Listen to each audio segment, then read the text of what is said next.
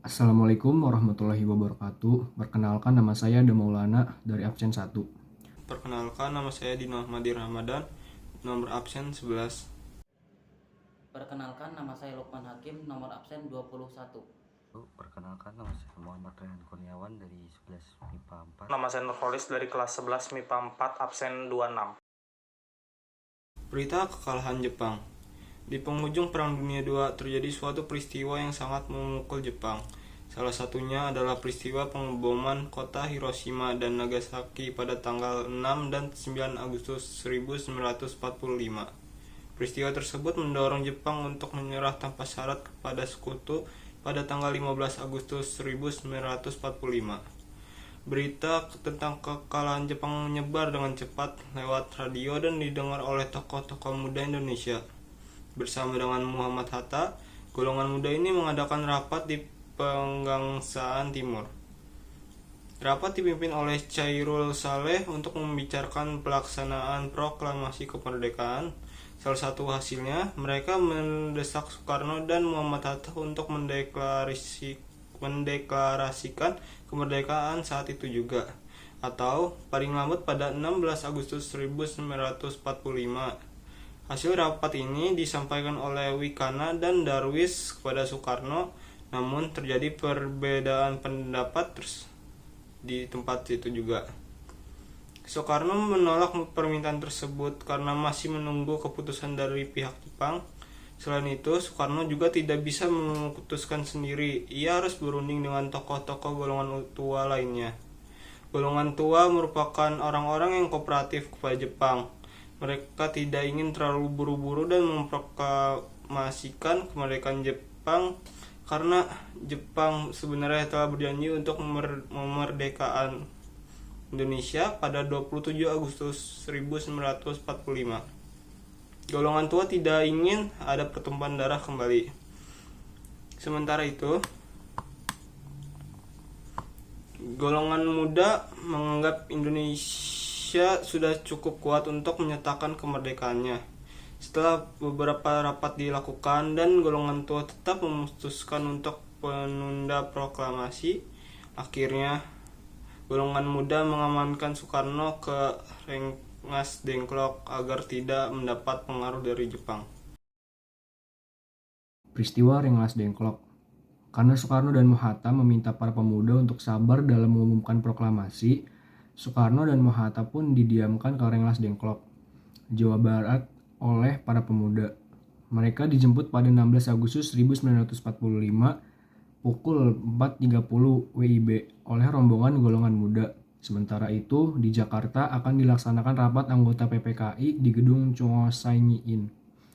Ahmad Subarjo yang saat itu mencari keberadaan Soekarno dan Hatta pun diberangkatkan ke Rengas Dengklok untuk bertemu dan berunding dengan mereka.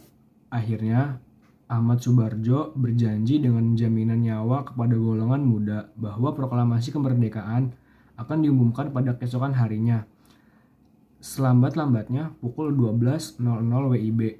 Dengan jaminan itu, akhirnya Soekarno dan Hatta dibawa kembali ke Jakarta.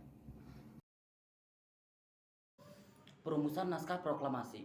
Dari Rengas Dengklok, rombongan tiba kembali di Jakarta pukul 23.30 waktu Indonesia bagian Barat. Mereka memutuskan untuk istirahat sebentar di rumah masing-masing. Sebelum merumuskan naskah proklamasi, Soekarno dan Muhammad Hatta menemui Mayor Jenderal Nishimura untuk menanyakan sikapnya mengenai proklamasi kemerdekaan. Sayangnya, tidak ada kesepakatan dalam pertemuan tersebut, karena Jepang sudah menyerah kepada sekutu, sehingga mereka tidak dibolehkan untuk mengubah keadaan politik di Indonesia sampai kedatangan sekutu. Akhirnya Soekarno dan Muhammad Hatta memutuskan untuk melanjutkan pembuatan naskah proklamasi. Setelah itu Muhammad Hatta dan Soekarno pergi ke rumah Laksana Maeda Tadashi bersama Ahmad Subarjo. Walaupun orang Jepang, Laksamana ini memiliki kedekatan dengan tokoh-tokoh Indonesia, dan beliau memberi jaminan keselamatan. Kata proklamasi adalah sumbangan pemikiran Soekarno, kalimat pertama adalah sumbangan pemikiran Ahmad Subarjo, dan kalimat terakhir merupakan sumbangan pemikiran Muhammad Hatta. Teks ini kemudian diberi saran dan sedikit perubahan oleh Soekarni, lalu diketik oleh Sayuti Melik. Terakhir Soekarni memberi usulan bahwa naskah ini sebaiknya ditandatangani oleh Soekarno dan Muhammad Hatta atas nama bangsa Indonesia. Pada pukul 4.30 waktu Indonesia bagian Barat, konsep naskah proklamasi selesai disusun. Melewati lapangan Monumen Nasional atau Monas, semula pembacaan teks proklamasi dilaksanakan di lapangan tersebut. Dulu namanya adalah lapangan Ikada. Namun, Soekarno merasa jika diadakan di tempat yang luas dan ramai, hal itu dapat menimbulkan bentrokan antara rakyat dengan pihak militer Jepang. Kemudian ia mengusulkan untuk menyelenggarakan proklamasi di rumahnya, yaitu di Jalan Pegangsangan Timur nomor 56. Setelah disepakati, proklamasi akan dibacakan pukul 10 waktu Indonesia Barat di rumah Soekarno. Sementara itu, Muhammad Hatta berpesan kepada para pemuda yang bekerja di kantor PAS BNI untuk memperbanyak naskah teks proklamasi dan menyiarkan ke seluruh daerah. Pagi harinya, rumah Soekarno sudah dipadati oleh banyak orang. Dan Joe Latif Hendraningrat menugaskan anak buahnya untuk berjaga-jaga di sekitar rumah Soekarno. Ia menunggu kedatangan Bung Hatta untuk membacakan naskah tersebut. Setelah Bung Hatta datang, upacara dimulai. Pada awalnya Rizka Trimurti diminta untuk mengibarkan bendera, namun ia menolak. Menurutnya pengibaran bendera sebaiknya dilakukan oleh seorang prajurit. Akhirnya ditunjuklah Sudarko Hendraningrat, seorang prajurit peta dibantu oleh S. Luhut. Sementara itu, bendera merah putih dijahit oleh Fatmawati, istri Soekarno. Acara berlangsung syandu dan para hadirin spontan menyanyikan Indonesia Raya hingga bendera. Penyebarluasan berita proklamasi kemerdekaan Indonesia. Berita proklamasi disebarluaskan melalui siaran radio dari kantor berita Domei. Mendengar berita ini, pihak Jepang melarang penyiaran berita proklamasi itu. Kemudian pada 20 Agustus 1945, alat pemancar di Domei diputus dan disegel, sehingga pegawainya dilarang masuk. Tanpa kehilangan akal, para pemuda kemudian membuat alat pemancar baru yang mereka ambil dari alat-alat pemancar dari kantor berita Domei.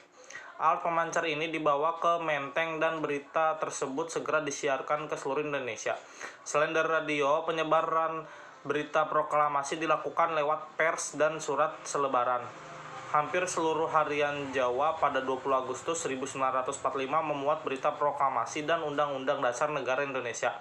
Wah, untung para pemuda tidak kehabisan akal ya. Selain itu, para tokoh PPKI yang berasal dari luar Jakarta juga diminta untuk kembali ke daerah mereka masing-masing untuk menyebarluaskan berita proklamasi seperti Teuku Muhammad Hasan dari Aceh, Samratulangi dari Sulawesi, Ketut Putja dari Bali, dan A.A. Hamidan dari Kalimantan.